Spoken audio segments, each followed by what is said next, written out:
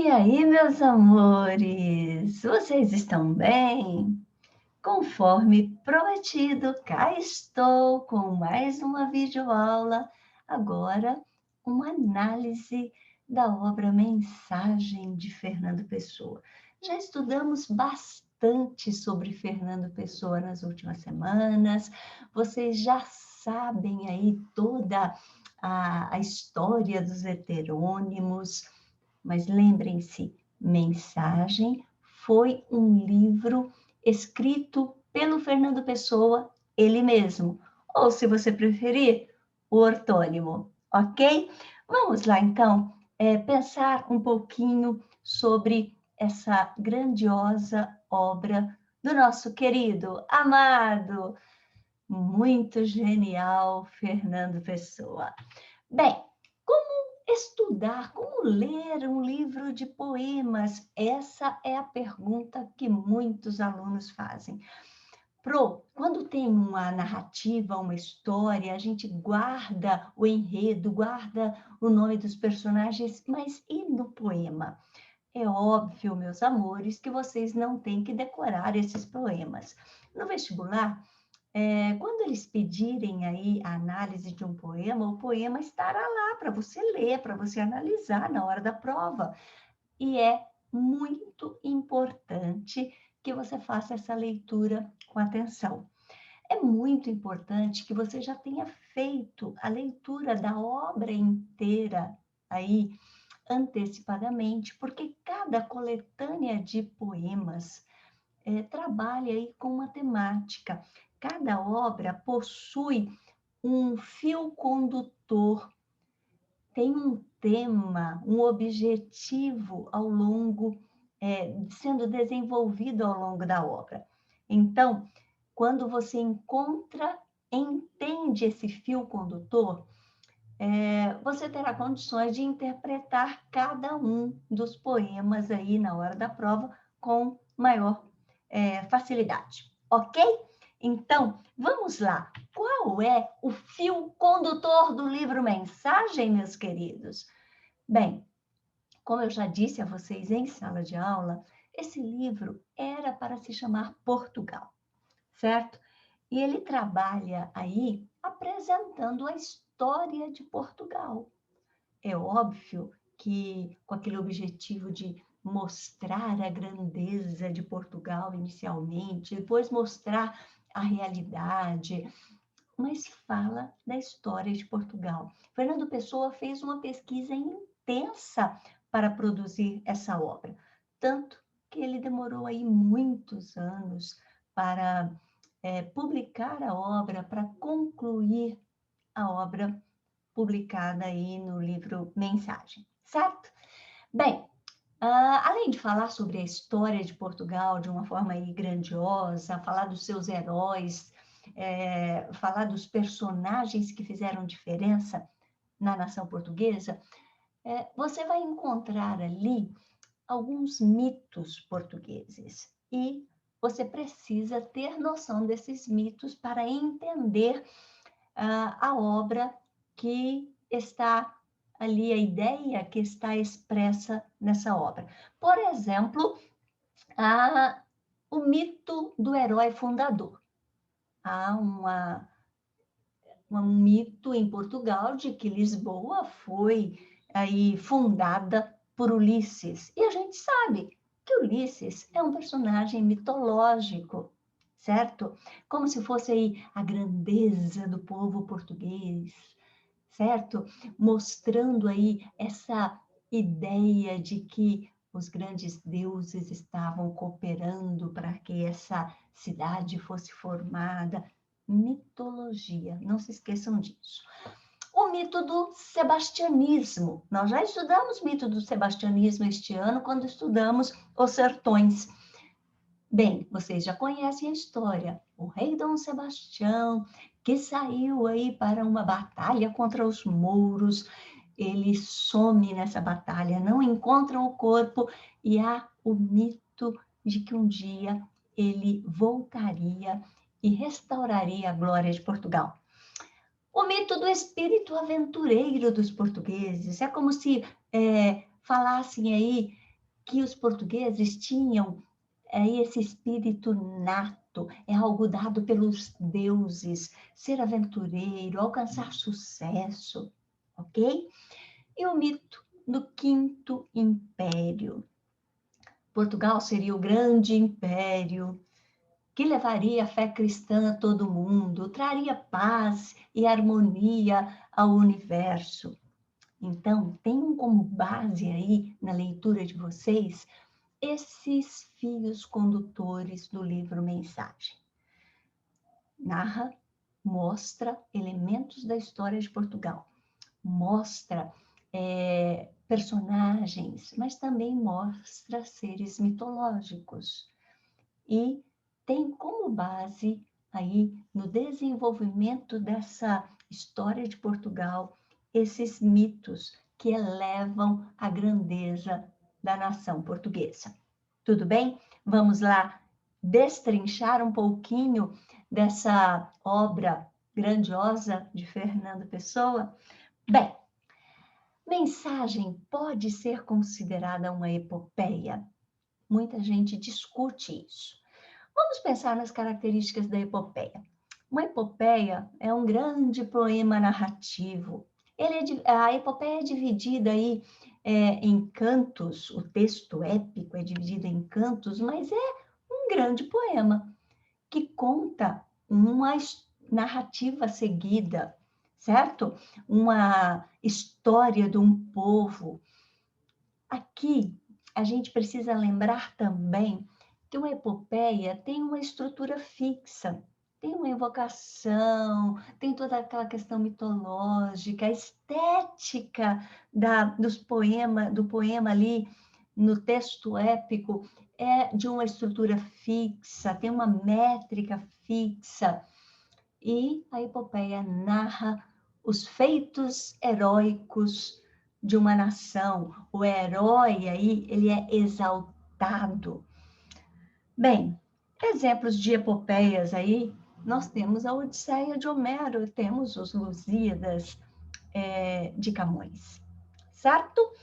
Continuando, meus queridos, e aí? Mensagem pode ser considerada uma epopeia? Digamos que Fernando Pessoa produziu uma espécie de texto épico. Ele teve ali a inspiração, mas ele subverte muitas características desse gênero. Ele subverte os conceitos, o estilo, ele imprime na obra o seu estilo modernista. Fernando Pessoa lia muito Homero. Fernando Pessoa estudou a obra de Camões, fez críticas a essa obra. Então, vejam bem, é como se ele tivesse uma inspiração, mas ele imprime na obra dele esse estilo modernista, que é o estilo dele, que é o período em que ele está vivendo. Queridos, a estrutura da obra, prestem atenção aqui, a primeira subversão que ele faz ali, a obra, ela é tripartida, ou seja, ela é dividida em 3 partes. Brasão, que é a primeira parte. Nessa primeira parte aí, nós vamos ver como ele começa a contar a história do povo. Depois, o mar português, que é a segunda parte. E, por último, o encoberto.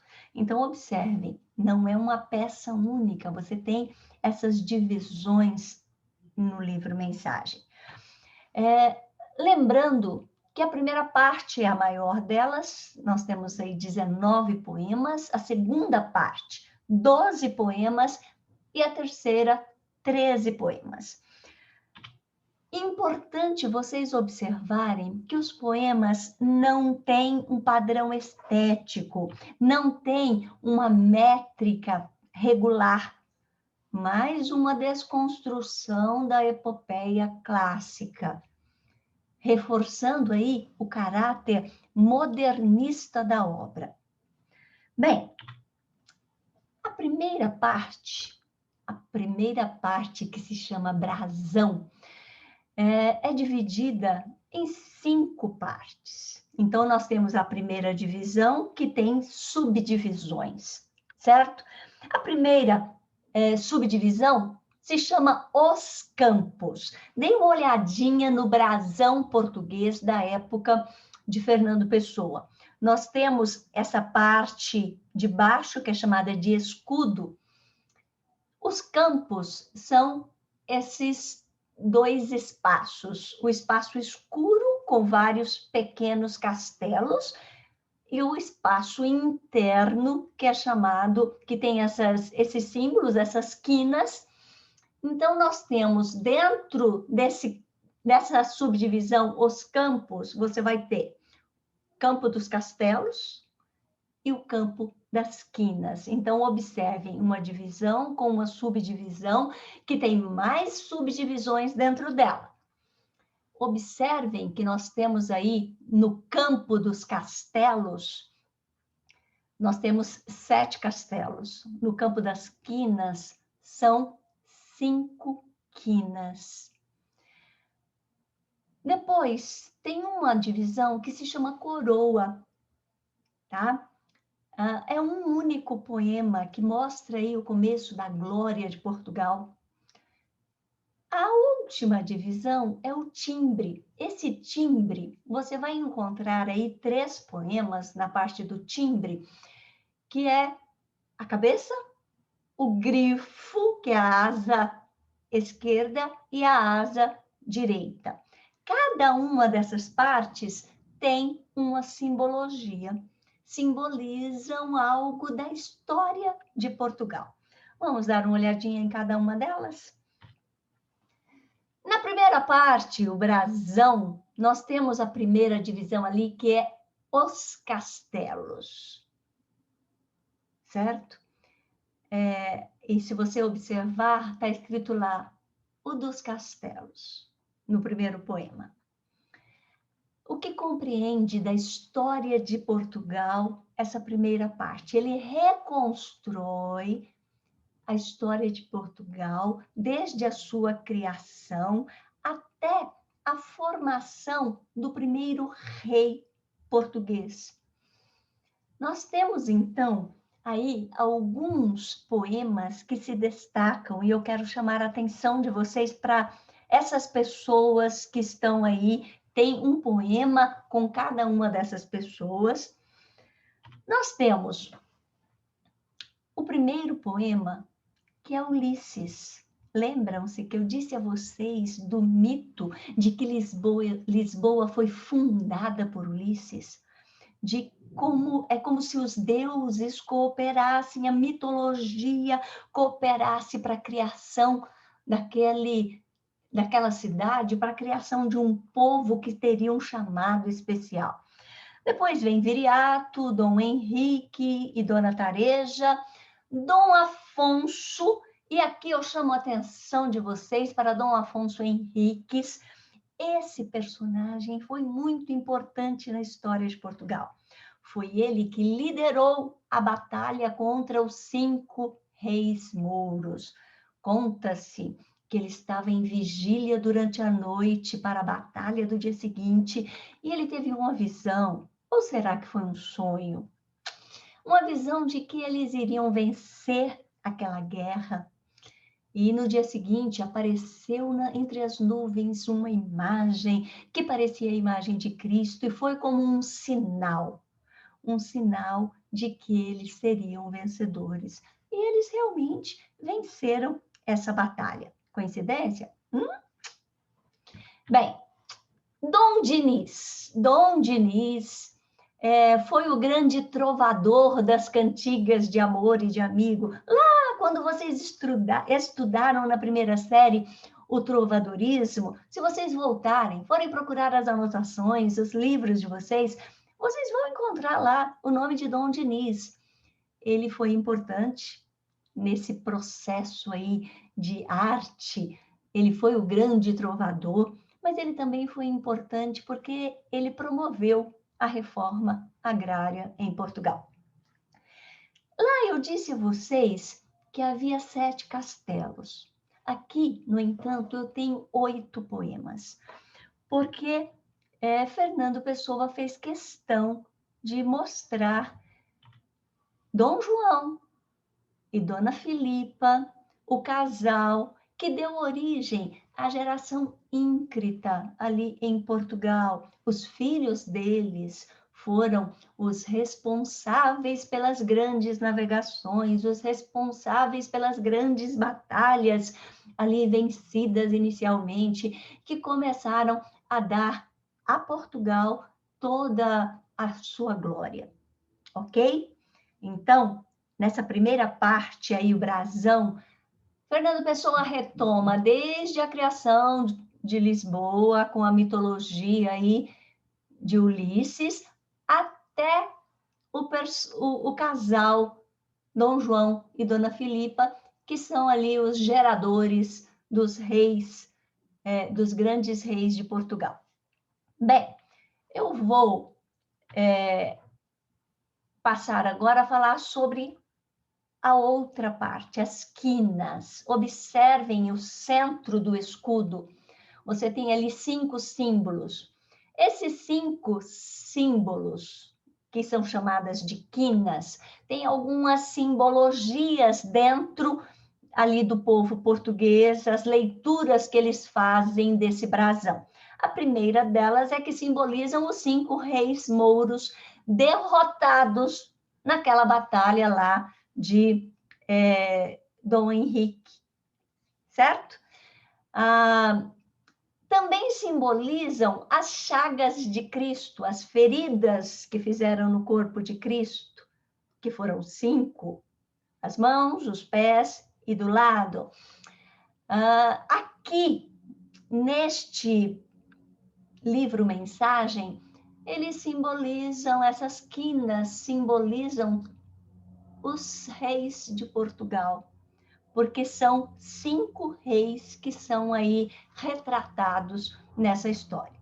Então, os reis de Portugal, aqueles filhos de Dom João e de Dona Filipa, que foram os responsáveis pelo sucesso português nas grandes navegações, nas grandes batalhas. A título de curiosidade apenas, eu coloquei aí que o povo português também olha aí para essas quinas. Observe que dentro de cada quina tem 5 pontinhos formando um tipo de cruz de Santo André. E aí eles contam, são 5 quinas com 5 pontos, dá 25. A quina do meio é lida 2 vezes, que daria 30 moedas pagas pela traição de Judas, mas isso é mera curiosidade, ok, gente? Lembrem-se, as quinas representam, na verdade, os 5 reis mouros, as chagas de Cristo, e aqui em Mensagem, os 5 reis de Portugal. Observem que ele termina essa parte aqui das quinas falando de Dom Sebastião. Quem foi Dom Sebastião? Aquele grande rei que desapareceu numa batalha contra os mouros e que não teve o seu corpo encontrado, portanto, criou-se um mito, o mito do sebastianismo, de que Dom Sebastião voltaria um dia para restaurar a glória de Portugal. Vocês vão observar que esse mito do sebastianismo permeia toda aí a obra Mensagem, tá? Ainda nessa primeira parte, o brasão, você vai ter aí a coroa, que representa o início da glória de Portugal. Você vai ter o timbre. O timbre é essa figura de águia que tinha as patas de leão. Você tem, então, a representação da visão, da força e do domínio português. Portanto, meus queridos, essa primeira parte da obra, o brasão, ele, por meio desse símbolo da nação portuguesa, Fernando Pessoa retoma toda a história dos grandes heróis, dos mitos que permeiam a grandiosa história da nação portuguesa. Bem, eu vou analisar com vocês aqui um poema dessa primeira parte, o dos castelos. Amores, prestem atenção aqui. Ele está falando naquele espaço dos castelos. Lembrem-se, os castelos estão fazendo referência a tempos antigos do rei de Portugal. Então, nós temos aqui um tempo passado. Ele está falando de Portugal num tempo passado. E observem como ele engrandece Portugal aqui neste poema. A Europa jaz posta nos cotovelos, de oriente a ocidente jaz fitando, e toldam-lhe românticos cabelos, olhos gregos lembrando. O cotovelo esquerdo é recuado, o direito é em ângulo disposto. Aquele diz Itália, onde é pousado, este diz Inglaterra, onde, afastado, a mão sustenta em que se apoia o rosto. Fita com olhar esfíngico e fatal o ocidente, futuro do passado, o rosto com que fita é Portugal. Eu coloquei um mapa da Europa aqui para que você observe a capacidade de Fernando Pessoa ao escrever esse poema. Ele coloca a Europa como... Ele personifica a Europa, mas uma personificação em inatividade, numa atitude contemplativa. A Europa jaz, esse verbo jaz, dá essa ideia de inatividade. Ele continua falando sobre a Europa, utilizando partes do corpo. Observem, a Europa já está aí contemplando, está firmando os cotovelos, olhando de oriente a ocidente. Observe novamente parte do corpo, românticos cabelos, olhos gregos. Essa utilização de membros do corpo insere aí a ideia de membros, mas também dá uma ideia de unidade. E eu quero chamar a atenção de vocês agora para a segunda estrofe, em que ele fala de partes específicas da Europa. Olhem para essa parte final aqui, perto onde está Itália, Inglaterra, França, Espanha, Portugal. Ele mostra que ela está sobre os cotovelos, certo? Quais são os países que representam esse cotovelo? De um lado, eu tenho a Itália, do outro lado, eu tenho a Inglaterra. Inglaterra está aí um pouco, um cotovelo afastado. E observe que ele fala que as mãos sustentam, apoiam o rosto. É como se França e Espanha estivessem apoiando o rosto. Que rosto é esse? Observem que ele está mostrando aí, olha, a Europa fita com olhar esfíngico e fatal, o Ocidente, futuro do passado. O futuro do passado, gente, nada mais é do que o presente, certo? E quem é esse rosto? O rosto é Portugal. Olha que interessante. Quando a gente pensa que ele coloca Portugal como sendo o rosto da Europa, isso tem uma simbologia muito grande. Como que a gente identifica uma pessoa facilmente? Não é pelas outras partes do corpo, é pelo rosto, é pela face. Então, quando ele faz essa indicação da Europa aí como partes do corpo e diz que o rosto com quem fita é Portugal, ele está dizendo que Portugal é a identidade da Europa. Ele está elevando Portugal a um alto nível ali no continente europeu. Ok, queridos? Então, em que tempo isso aconteceu? No tempo dos castelos, um tempo passado. Tudo bem?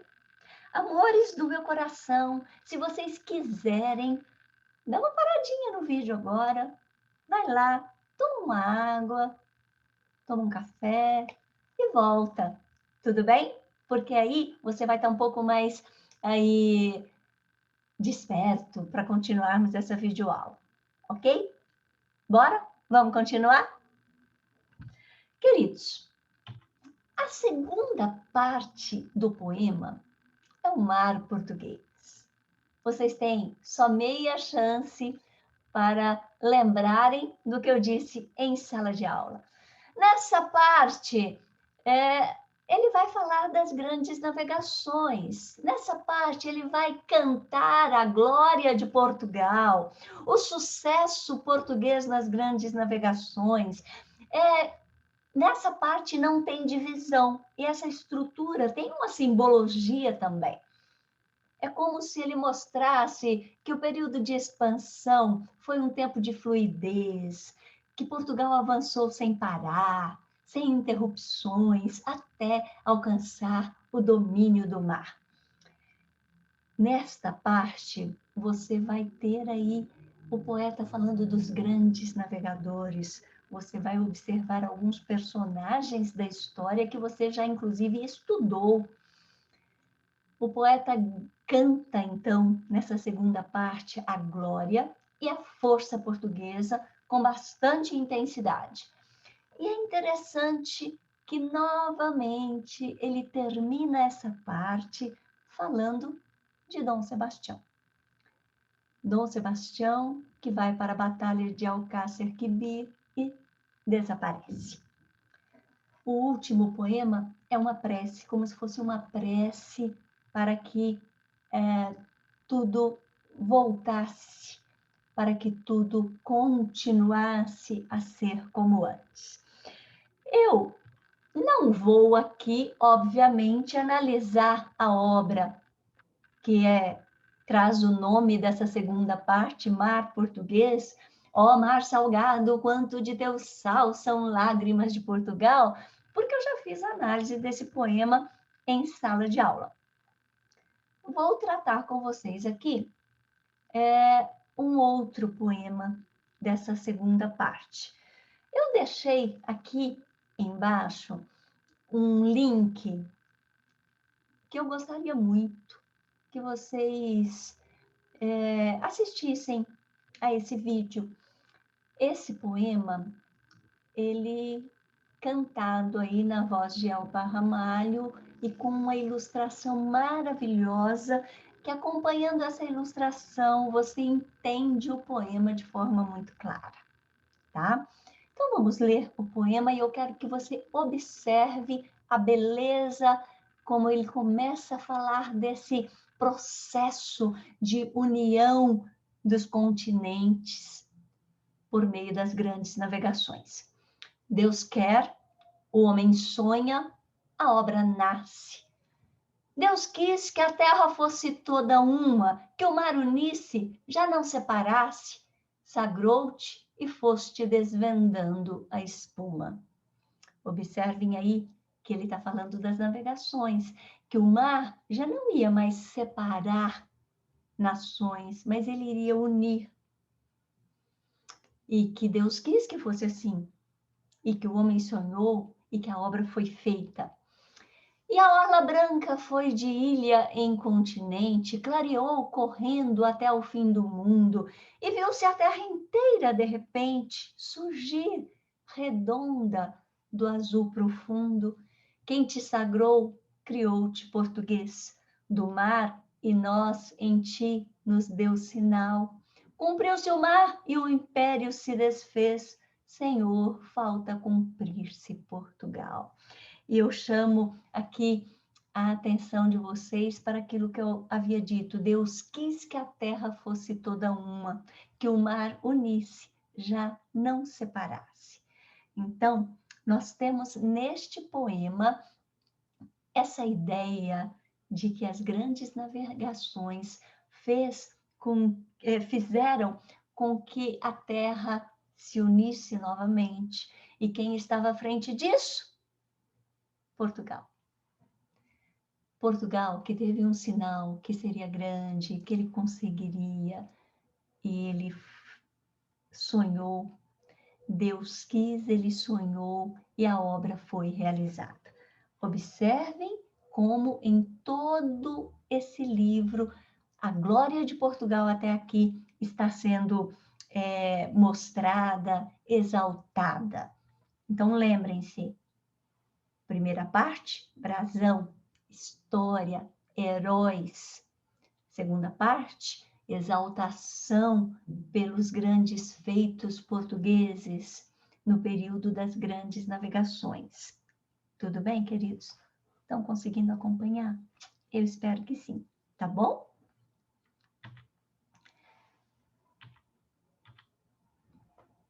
Na terceira parte, chamada O Encoberto, nós temos aqui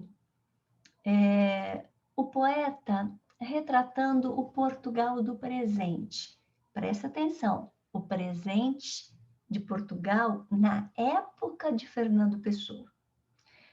E ele mostra aqui a estagnação do país, já não é mais aquela glória do passado, já não é mais visto como o rosto da Europa que está a fitar, que está buscando crescimento. Pelo contrário, nessa parte nós vamos ter a obscuridade, a indefinição quanto ao futuro de Portugal. Mas prestem atenção aqui, é uma indefinição quanto ao futuro de Portugal, é a apresentação aqui de um período de nevoeiro para a própria nação, para a nação portuguesa, mas há uma esperança, certo? E nessa parte nós temos aqui mais uma subversão do texto épico. Pois no texto épico a gente tem sempre a exaltação. O texto épico termina com aquela ideia de grandeza da nação. Aqui, não. Há a nação em decadência.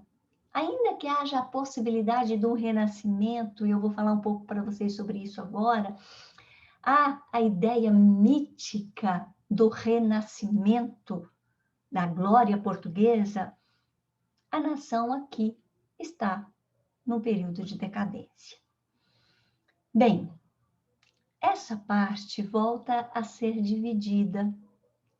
Lembram-se, primeira parte tinha várias divisões, a segunda parte que apresentava aquele período de fluidez da nação, de crescimento. Nessa terceira parte, nós temos 3 subdivisões. Os símbolos, e aqui nós temos 5 poemas. De novo, Dom Sebastião, olha aí. Nós temos novamente a ideia, a retomada de que Dom Sebastião aí poderia voltar. Nós temos o poema Quinto Império, que é assim,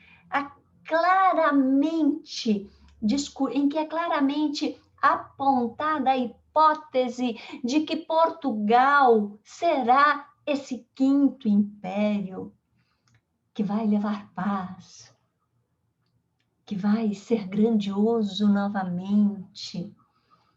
No poema Quinto Império, ele fala inclusive dos outros impérios, por exemplo, o romano.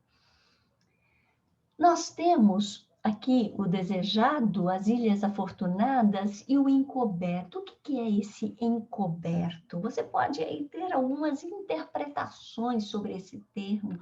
O encoberto como sendo Portugal sem um futuro claro, mas a gente tem muito aqui também a ideia de que o encoberto é o próprio Dom Sebastião que vai retornar e vai ali trazer a glória de Portugal novamente.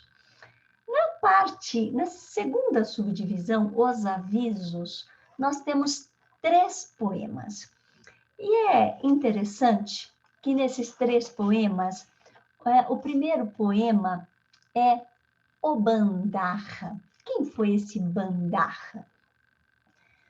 Bandarra foi um sapateiro português que fazia trovas, que fazia poemas.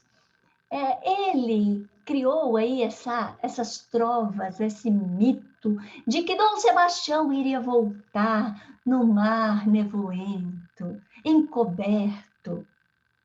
Então, o primeiro poema feito aqui é um aviso como se o Bandarra estivesse falando dessa profecia, desse retorno de Dom Sebastião. O segundo poema é atribuído aí ao personagem Antônio Vieira, que nós conhecemos, o padre Antônio Vieira, que também aponta aí nesse poema a possibilidade do Quinto Império, a mensagem a ser transmitida, el rei Dom Sebastião que retornaria para a grandeza e a glória de Portugal. E eu quero chamar a atenção de vocês para o terceiro poema dessa subdivisão. Quem é o personagem que dá o aviso?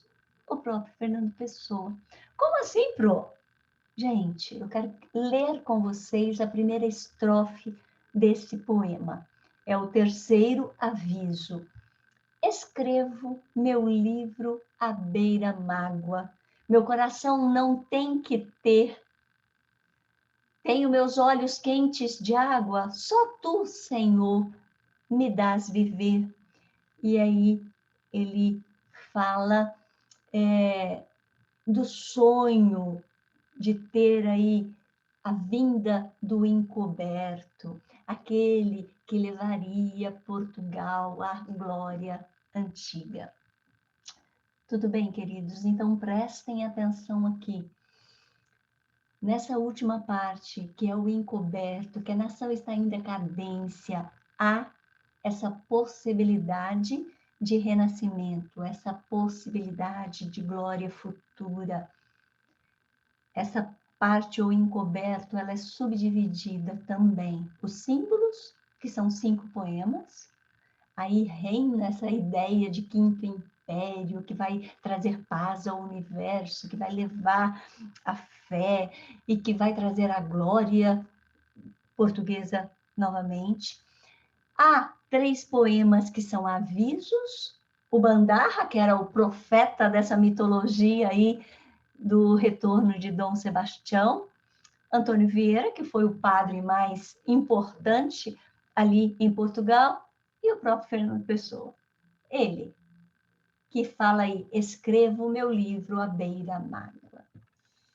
Então, observem que esses avisos são para levantar essa possibilidade do sebastianismo.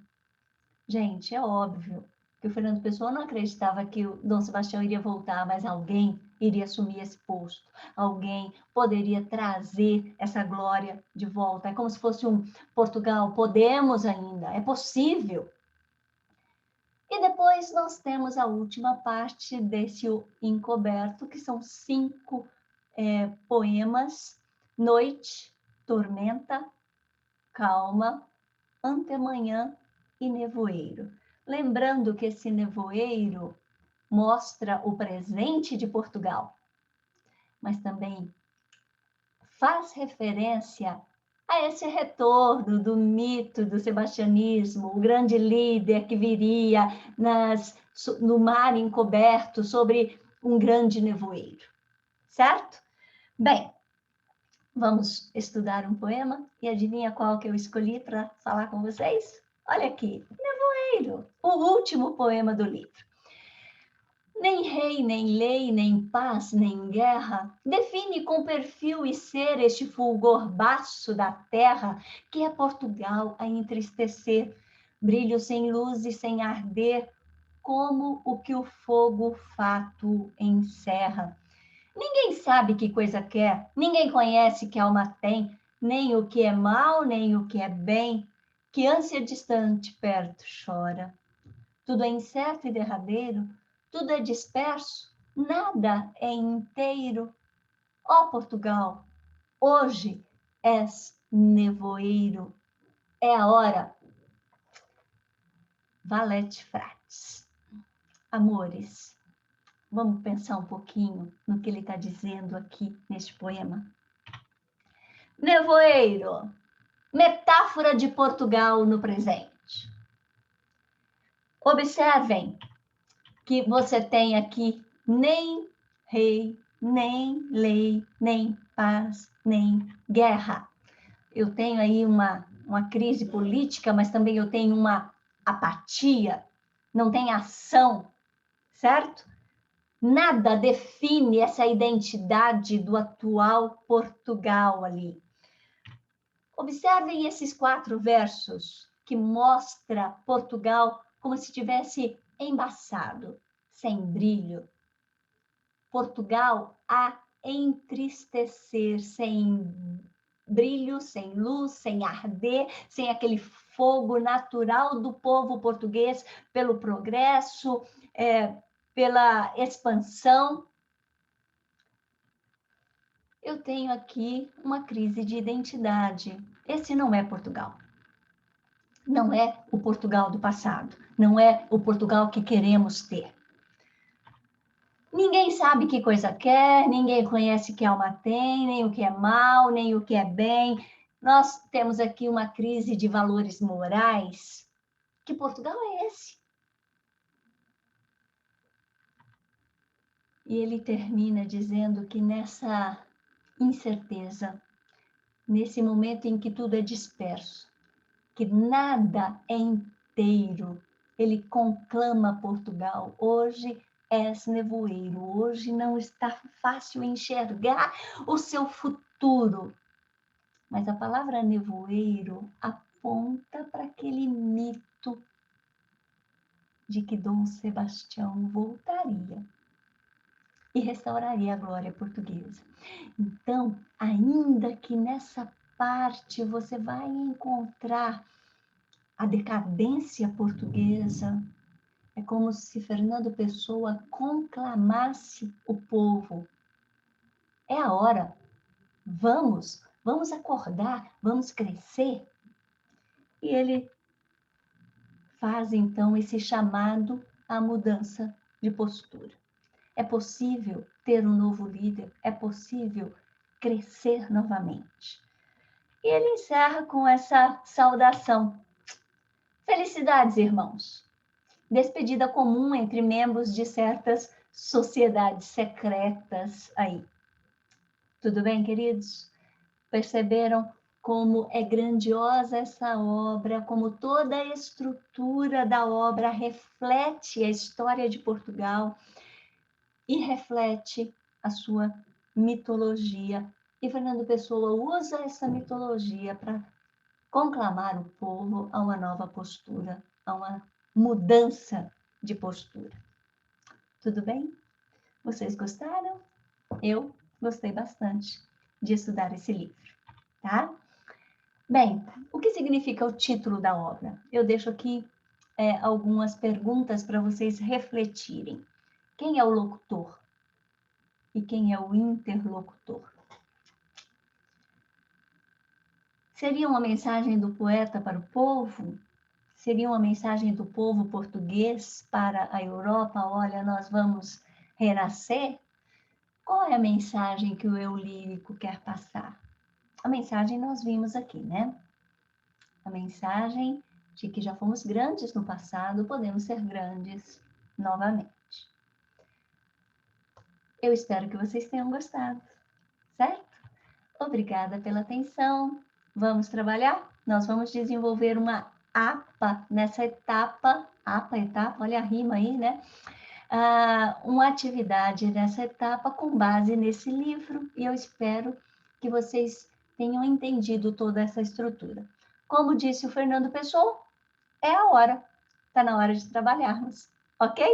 Beijos no coração de vocês, fiquem com Deus, lembrem-se A pandemia não acabou. Cuidem-se, tá bom?